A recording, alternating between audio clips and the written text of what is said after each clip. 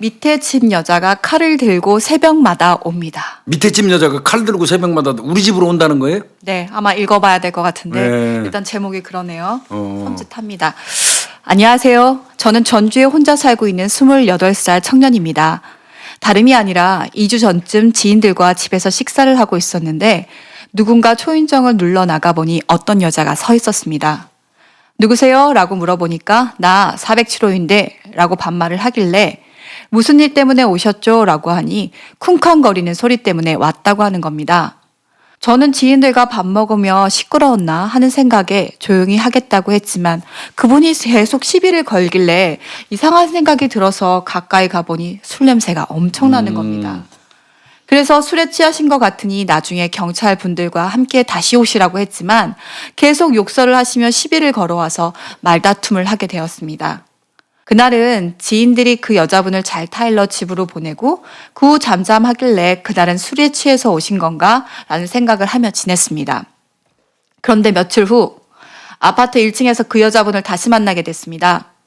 그날도 저는 지인들과 함께 집에서 식사 후 지인이 대리운전을 불러 함께 내려가 대리운전을 기다리려고 하던 중이었습니다. 지인과 함께 있어 그냥 무시하고 가려고 하는데 그 여자분이 야, 너 일로 와봐. 나 너한테 사과받아야겠어. 하는 겁니다. 저는 무시하고 가려고 하는데 계속 쫓아와서 욕설을 하며 시비를 걸고 지인한테도 시비를 걸고 결국 지인이 1층에서 지하 주차장으로 자리를 옮기자고 하더라고요. 지하 주차장으로 자리를 옮기려고 이동하는데 갑자기 그 여자가 너 기다려. 칼 들고 너네 집으로 쫓아가서 너 죽여버릴 테니까 라고 하더라고요. 솔직히 누가 칼 들고 쫓아와서 죽인다 하고 진짜 칼을 들고 올까 생각이 들어서 알아서 해라. 찾아오면 와라 하고 지인을 보내고 저도 집으로 갔습니다. 근데 다음날 새벽 3시 자고 있는데 누군가 문을 두드리는 겁니다. 누구세요? 하니 그 여자가 나와 이 개새끼야 하며 소리를 지르는 겁니다. 저는 문을 열어주려고 하다 이상함을 느꼈습니다. 처음 집에 왔을 때도 초인종을 눌렀는데 오늘은 초인종을 누르지 않는다는 점. 문을 두드리는데 손으로 두드리는 게 아니라 무엇인가 몽둥이 같은 걸로 두드리는 소리가 나는 점. 이상해서 인터폰으로 밖의 상황을 보려고 인터폰을 키니까 그 여자가 칼을 수건으로 감싸고 문을 계속 두드리는 겁니다. 겁이 나서 경찰을 불렀고 그 여자는 그 자리에서 현행범으로 체포됐습니다. 그날도 그 여자는 만취 상태였습니다. 파출소로 가서 조사를 받는 도중 경찰관이 정말 큰일 날 뻔했다고 하는 겁니다. 그래서 이유를 물어봤더니 가지고 있던 칼이 30cm C칼이었습니다. 또한 주머니에서 15cm 정도 되는 칼 하나를 더 가지고 있었다고 합니다. 그날 집으로 돌아와 두려움에 잠 한숨 자지 못하고 밤을 새우고 아침 일찍 집을 나갔다가 무서워서 집에 들어오지도 못하고 있었습니다. 그리고 새벽 1시쯤 지금 시간이면 자고 있겠지라는 생각에 집에 들어가려고 엘리베이터를 타고 올라가는데 어떤 여자가 소리를 지르는 겁니다. 설마 아니겠지 생각을 하면서 엘리베이터에서 내려 집문 쪽을 보니까 또 그 여자가 뒷짐을 쥐고 있고 손에는 수건으로 무언가를 쥐고 있는 겁니다. 순간 눈이 마주치고 무서워서 바로 엘리베이터를 타고 1층으로 도망 나와 경찰을 불러 그 여자 집으로 갔습니다. 아니나 다를까 또 술에 취해 있었습니다. 너무 무서워서 경찰관에게 이 여자분 계속 이렇게 방치할 거냐, 무서워서 집 밖을 나갈 수도 들어올 수도 없다고 하소연을 하니 경찰관이 하는 말이 불구속이 원칙이다. 구속은 불가능하다라고 하는 겁니다. 너무 답답해. 그럼 제가 칼을 맞아야지만 구속이 되는 겁니까? 라고 하니까 경찰은 현재는 해줄 수 있는 것이 없다고 합니다. 그 여자가 찾아오면 경찰에 신고하는 방법뿐이라고 하는 겁니다. 그날도 잠을 못 자고 밤을 새우고 두려움에 떨고 있다가 잠이 들었고 새벽 4시쯤에 이상한 소리가 나길래 인터폰을 켰는데 아무도 없는 겁니다. 잘못 들었나? 내가 너무 예민한 건가? 라는 생각을 했는데 문 쪽에서 또 소리가 나는 겁니다. 뭔가 이상해 인터폰을 켜고 누구세요? 라고 하니 그 여자가 인터폰 위쪽으로 숨어서 얼굴은 보여주지 않고 너 잡으러 왔다. 나와라고 하는 겁니다. 그날도 술에 취해 있었습니다. 너무 무서워서 또다시 경찰을 불렀고 경찰관은 또다시 구속은 불가능하다는 답변만 합니다. 너무 답답하고 죽을 것 같습니다. 이런 경우 구속은 정말 안 되는 건가요?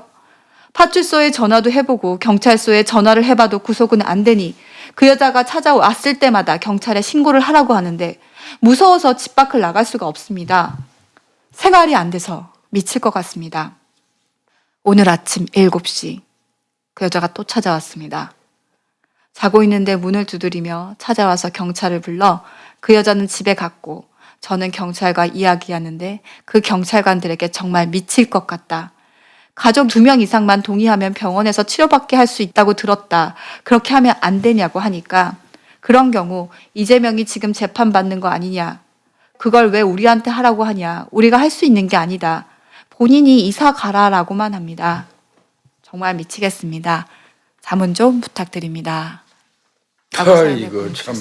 아니 28살 먹은 건장한 청년이 이 여성 때문에 지금 쩔쩔매는 것 같은데 제가 보니까 지금 실제로 칼을 들고 찾아와서 위협을 가한 게 지금 3번째예요? 4번째? 네 번째죠? 네. 네, 4번째인데 이 경우라면 이분 말씀이 맞죠. 제대로 그 일상생활을 하기 어려울 정도로 이 두려움과 공포감이 들 수밖에 없겠죠. 저는 무슨 공포 영화 보는 줄 알았어요. 이게 무슨 처음에 와서는 칼 들고 두들고 나중에는 인터폰 누르고 없는 것처럼 안에서 밑에서 인터폰에 잡히지도 않게 칼 들고 있고요. 우선은 내가 볼 때는 이 여자분이 이 남성분을 만만하게 본 것 같지 않습니까? 처음에 이제 저는 그 선택이 아마 이 여자분한테 만만한 것보다 걸렸다라고 생각이 들어요. 이런 사람들의 특징이 있거든요. 딱 한 사람 잡고 계속. 그러니까 지금 이 사람이 내가 보니까 처음에 뭐 그 시끄럽다고 407호인데 어쩌고 반말찌거리 하고 할 때 너 쿵쿵거려서 왔다 이렇게 처음에 따질 때 이분이 내가 손님들하고 같이 있다 보니까 좀 시끄럽게 했나 보다 그러고 미안합니다 이렇게 순순히 사과하고 이러는 과정부터 이 사람이 만만하게 본 것 같은 느낌이 저는 들거든요. 그 순간 타켓이 설정됐다는 생각이 되거든요. 그런 취지에서 만만하다고 생각하셨다고 하시는구나. 저는 그런 요소가 있긴 있을 수 있다고 생각해요. 그러니까 어쨌든 첫 컨택에서 이 여자분이 뭔가 불만이 있었던 것 같고 이 사람을 괴롭힐 만한 이유를 본인 안에서 찾은 것 같아요. 그리고 학습 효과라는 게 있는데 그때 처음이 제일 중요해요. 사람은 모두 다 학습하기 허되게 했어야지. 네. 처음에 갔을 때 제재를 강력하게 했었어야 돼요. 그래서 다시는 이거 하면 안 되겠구나라는 것들을 이 가해 여성분한테 인식을 시켜줬어야 되는데 그걸 하지 못했다라는 게 전 너무 안타까운 거고요. 그리고 저는 진짜 이 남성분은 어떻게 살까라는 생각이 정말 들어요. 너무 무서워서 밤에만 들어가려고 했을 때 집이 쉬는 공간인데 들어가 하려할 때마다 혹시 어디서 내가 칼이 날라오진 않을까. 그러면 여자 소리만 들러도 놀라실 거 아니에요. 근데 저는 내가 볼 때는 지금 행위가 4번째예요. 이거 상습입니다. 네, 당연히 저는 이거는 특수협박죄예요. 네. 제가 볼 때는 흉기를 들고 이렇게 너 죽인다고 앞에서 이렇게 한다 그러면 특수협박죄인데 왜 경찰이 이거를 이게 뭐 어쩔 수 없다 불구속이 원칙이다. 그러면 입건은 했다는 얘기예요? 지금 그런 형사 입건을 했다는 얘기인지 이것도 지금 제가 알아봐야 될 것 같아요. 그렇죠. 그러니까 입건을 했으면은 당연히 뭐 수사를 받고 뭐 절차가 있었을 텐데 그런 부분은 좀 안 나와 있는 것도 그렇고 뭐 빠뜨린 부분일 수도 있으실 것 같고요. 근데 지금 제가 봤을 때는 단순 협박죄도 아니고 이거 벌써 4번째인데 진짜 이거 구속 수사라든지 아니면은 뭔가 격리 조치라든지 이런 거를 취해야 되는 상황이 맞는 것 같거든요. 그러니까 애초에 처음에 칼을 들고 와가지고 위협할 때. 그때 칼도 압수하고 두 자루 했잖아요. 30cm하고 15cm. 그것도 당연히 압수하고 정식으로 특수협박죄로 형사 입건하고 그다음에 또 찾아왔을 때 또 형사 입건하고 3번 정도 이렇게 했다고 그러면 이거는 구속감이에요. 구속영장을 신청해야지 맞아요. 내가 판단할 때는. 그러니까 지금 경찰분들 말에 의하면 해가 당해야 지금 뭔가 구속이 이루어지고 말도 안 되는 소리 하고 있는 거죠. 말도 안. 이미 내가 볼 때는 협박죄는 생성이 됐어요.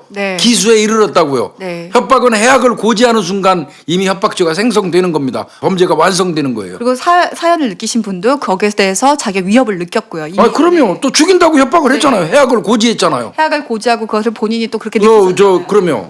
외포심을 느꼈고. 그렇기 때문에 그건 기수가 되는 거거든요. 그러면 4번에 걸쳐서 상습으로 특수협박을 행사했는데 왜 그 경찰에서 본서에서 이 사건이 파출소를 통해서 넘어간다고 하면 신중하게 구속영장도 검토를 했어야지 맞는데 내가 판단할 때는 지금 이거 입건 안 한 것 같아요. 저도 지금 읽으면서 이거 예, 입건도 파출소에서 이게 모든 거는 불구속의 원칙입니다. 뭐 이런 식으로 입건도 안 하고 그때그때 제지하는 걸로 끝낸 것 같은데 이건 만약에 지금 제가 말씀드리는 게 그 사실이라면 그 경찰관들 직무 잘못한 겁니다. 4번에 걸쳐서 이렇게 특수협박을 했다 그러면 당연히 구속영장을 신청하는 게 맞는 거고요. 그런데 지금 경찰관들이 그런 식으로 뭐 어쩔 수 없다? 뭐 불구속의 원칙이다. 불구속의 원칙이라는 말은 여기다 쓰는 게 아니에요. 네. 누가 이런 데다 불구속의 원칙이란 어설프게 말이야. 그 배워가지고 제대로 알지도 못하고 불구속의 원칙이라는 말을 하고 그런 얘기를 하는데 이건 내가 볼 때는 뭐 고의로 하는 것 같지는 않아요. 불구속의 원칙이다. 이렇게 말도 안 되는 소리를 떠들 정도면 뭐 이 직무를 유기하겠다는 고의가 있는 정도 수준은 아니에요. 몰라서 헛소리 하는 것 같고 그런 느낌 들거든요. 이거는 제가 시키는 대로 해야 될 것 같습니다. 각 경찰서마다 피해자 전담 부서가 있어요. 네. 피해자 전담 경찰관이 있습니다. 그거 만들게 돼 있어요. 전국에. 지구대 이런 데 따지지 말고 경찰서 찾아가서 피해자 전담 경찰관을 찾으십시오. 그 경찰서에서 안 되면 전북지방경찰청 피해자 전담 경찰 부서에다가 전화해서 지금 이렇게 4번에 걸쳐서 이렇게 피해를 당했는데 피해자는 그럼 도대체 누구한테 의지하고 어떻게 살아요? 아까 말씀 잘하셨어요. 내가 죽어야지 사건인데요. 피해자 전담반은요, 이렇게 피해자의 의견을 들어주고 거기에 대해서 뭐 어떻게 해결해야 되는 방법도 제안해 주기도 하고요. 나중에는 피해자 구제 그렇죠. 제도 같은 것들, 그리고 내가 받을 수 있는 보상, 어떤 사건에 해당했을 때 그런 법률 상담 지원이라든지 이걸 어디서 받을 수 있는지 이런 피해 상황에 대해서 내가 어떻게 해야 될지 모를 때 많은 상담을 해주는 게 피해자 전담반이에요. 그렇게 신설된 만큼 활용을 많이 하셔야 될 것 같아요. 사건 연루됐을 때. 피해자 전담 경찰관 찾아가셔서 지금까지 우리한테 보냈던 내용 그대로 그 얘기를 하시고 그 사람이 그 아마 다 해줄 거예요. 그리고 그런 게 있어요. 저도 제가 지구대에서 일을 해봤잖아요. 나가서 저희들은 다 그 짧은 시간 안에 사건을 처리하고 또 가야 되는 게 있어요. 그러다 보니까 사건 청취에 대해서 잘 못 들을 때도 있어요. 적지만 또 여기서 일방의 내용뿐만 아니라 또 양쪽에서 막 서로의 얘기들이 너무 왔다 갔다 하죠. 오고 가니까 그때 판단이 안 설 때가 있어요. 그럼 거기서 포기하지 마시고요. 내가 계속 이런 피해 상황이 있으면 안 되니까 계속해서 적극적으로 뭐 이것도 경찰관이 서로 알아서 해줘야 되는 부분이지만 적극적으로 어필을 하세요. 근데 이때 감정적으로 어필하면 경찰관도 그 부분에 대해서는 뭐랄까, 저 사람 너무 감정적이구나, 이게 객관적이 아닐 수 있다라고 판단을 하거든요. 그러니까 나중에 어떤 사건을 대하셨을 때는 최대한 객관적으로 얘기하거나 아니면 본인이 얘기를 못 하시면은 옆에 지인분들을 통해서 객관적으로 전달하려는 과정이 굉장히 중요해요. 그리고 그냥 경찰이 이건 안 돼요라고 했을 때 그런가 보다라고 생각하고 또 이 경찰관들의 또 무섭고 두렵게 또 느껴지잖아요. 근데 피하시지 마시고요. 경찰관은 정말 교수님 계속 강조하지만 국민의 세금으로 운영되는 거든요. 공권력이라는 것도 분명히 지켜져야 하지만 내가 권리를 찾을 수 있고 내 보호를 받아야 하기 때문에 경찰에 요구를 해야 되는 거거든요. 그런 부분에 있어서 이번 사건은 좀 아쉽기도 하고 그런 것 같아요. 그리고 이분이 지금 만취 상태라고 하잖아요. 알코올 중독 아닌가요? 저도 그렇게 생각이 들어요. 술을 먹으면 자기 통제선이 끊겨져가지고 자기도 모르는 공격성들이 드러나는 케이스라고 생각이 들고요. 이 정도면 저는 상담을 받아야 되는 분인 것 같아요. 이 가해자분께서. 그래서 아마 집중적인 치료, 알코올에 관련된 치료를 받아야 될 거라고 생각하고요. 이거는 이분 입장에서도 필요한 거야. 이 여성분에게, 가해하는 여성분도. 그렇죠. 나중에 어떤 일을 벌일지 모르잖아요. 자기 인생이 어떻게 꼬일지 모르는 거잖아요. 그렇죠. 예. 그렇기 때문에 이 가해 여성한테도 필요한 거고, 저는 경찰관분들이 나중에 알아서 잘 하시겠지만 이 가해자 여성분한테 가족들한테 연락을 해서 당연히 해야죠. 능동적으로. 이분이 어떤 특성을 가지고 있고 이렇게 만약에 이분이 혼자 사신다면 다른 어떻게 보면 통제를 할 수 있는 제재 수단이 없느냐, 이걸 관리해주고 케어해줄 수 있는 사람이 없느냐라는 것들을 확인해 돼야 될 문제고요. 이사가라고 하셨다는 말은 저는 정말 이거는 경찰관 입에서 나와서는 안 되는 얘기예요. 네. 경찰관이 어떻게 무슨 신고를 하니까 아이고 그렇게 두렵고 불편하시면 이사가는 수밖에 없습니다. 이거는 경찰관이 입에 올리지조차도 말아야 돼요. 네. 어디 경찰관이 신고가 들어와서 자기한테 하소연을 하고 당연히 해야 될 의무가 있는 거고. 그분들이 세금으로 운영되고 지 월급 받고 저 자식 먹여 살리는데 아유 이 경우는 이사 가시는 수밖에 없어요. 이사라는 말 자체를 경찰관이 입에 올리는 것조차가 그 경찰관은 잘못된 사람입니다. 또 있어요. 뭐 이재명이 재판받는 거 아니냐. 그걸 왜 우리한테 하라고 하냐. 우리가 할 수 있는 게 아니다. 왜 우리한테 하라고 하느냐. 그 말 자체는 경찰관이 말할 자격 없어요. 그런 말. 경찰관은 주인인 국민이 내가 무슨 일이 힘들고 이러니까 네가 나와서 이거를 해결해 줘 하고 요구하면 이거는 제가 최선을 다해서 해보겠습니다. 그렇지만 이거는 내 직무 범위를 넘어선 겁니다라든지 이건 저희가 할 수 있는 일이 아닙니다. 이렇게 말하는 거지 왜 우리한테 하라 마라 하느냐. 이거는 말 안 돼요. 월급 주는 국민이 주인인데 공복이라고 그러잖아요. 공복 경찰관은. 네. 제복 입은 공복이에요. 그리고 제복을 입고 근무를 한다는 뜻은 국민들하고 약속이에요. 약속. 무슨 일이 생기면 내가 이 제복의 권위를 가지고 와서 그 해코지 하는 놈을 잡아주겠다는 약속이에요. 그래서 입히는 겁니다. 그 옷을. 근데 무슨 뭐 우리한테 하라고 그러냐 이런 얘기 자체는 그 잘못된 거예요. 이거는 제가 판단할 때 이 피해자 전담 경찰관 면담을 하시면서 이런 부분 내가 볼 때는 특수협박죄로 입건했는지 여부도 반드시 따져봐야 되고 입건이 됐다면 3번, 4번 반복되는데도 구속영장을 신청하지 않은 이유도 따져봐야 되고 피해자 전담 경찰관이 그리고 이런 말 한 것도 반드시 불러다가 저 재교육 시켜야 됩니다. 의식구조 잘못됐어요.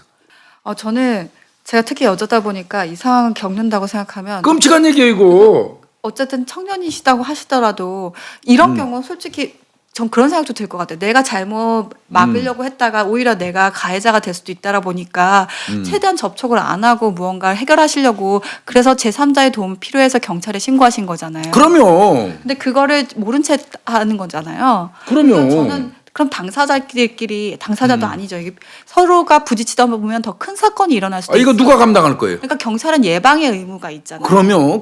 그리고 경찰서나 파출소 안 가보신 분들은 이게 사건 접수가 됐는지 안 됐는지 잘 모르시는 분들이 있는데 가면 사건 접수가 되면 요즘은 사건 접수가 됐다고 종이를 줘요. 증명서를 주거든요. 그거를 통해서 접수 사실로 확인원. 네, 맞아요. 그거 확인해 보시고 거기 그럼 사건 번호까지 다 나오게 돼 있거든요.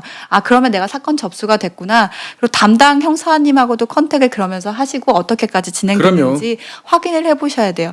이게 제가 물어봐요, 친구들한테. 그럼 이건 사건 접수는 했어. 그러면 거의 나 그냥 파출소 가서 얘기했는데 이렇게 얘기만 하고 끝내면 안 돼요. 그러니까 이게 얘기를 했다고 다 수사가 들어갔는지 아는 사람들도 많더라고요. 그래서 꼭 이게 경찰서에 정식으로 사건 접수됐느냐? 그걸 확인하는 게 꼭 중요해요. 이 경우는 제가 판단할 때는 지금 4건 중에 1건 정도나 형사입건 했을지 모르겠어요. 네, 저도 이게 4건을 다 그때마다 형사입건을 했다면 이 여자에 대해서 경찰서 이 담당 형사가 영장 신청을 안 할 수가 없는 사안이에요. 그리고 칼도 아까 압수했는지 여부도 따져봐야 될 것 같고요. 그러니까 이거 압수했는지도 모르겠네요. 이런 그거 증거품이거든요. 맞아요. 이런 흉기로 그 신문지 수건에 싸갖고 왔다 이런 내용 이거 압수해야 되거든요. 그리고 반드시 형사입건 해야 될 사항이에요. 이거는 경찰이 훈방할 사항이 아니에요. 그리고 가끔 그러신 분들이 있어요. 분명히 사진 찍어 갔는데라고 얘기하세요. 근데 그건 그냥 파출소 직원분들이나 지구대 직원분들이 그냥 찍어 놓은 걸 수도 있어요. 그게 사건으로 안 넘어가서 그냥 찍어 놓고 그냥 계속 그 카메라 안에만 있을 수 있으니까요. 압수해야죠. 형식으로 정식으로. 그래서 어떻게 압수 절차가 이루어지는지 그것이 사건화가 됐는지에 대해서 확인하는 절차가 분명히 중요하고요.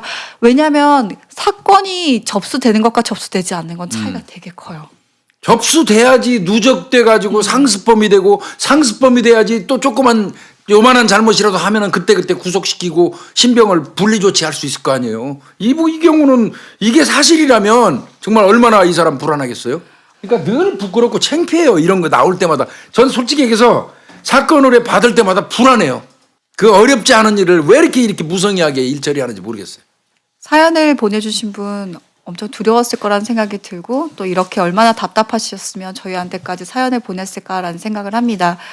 아까 교수님께서 제안하셨던 피해자 일단 전담 경찰관을 찾아가 보는 게 가장 우선인 것 같고요. 사연 보내주신 분도 많이 놀라셨을 텐데 마음을 편히 먹으라고 할 수는 없지만 이걸로 인해서 인생 자체가 너무 힘들어지지는 않으셨으면 좋겠고요. 또 사건이 해결된다고 하면 사연 보내주신 분도 많이 케어가 될 것 같고 안정이 될 거라고 생각이 듭니다. 꼭 해결되시길 바라겠습니다.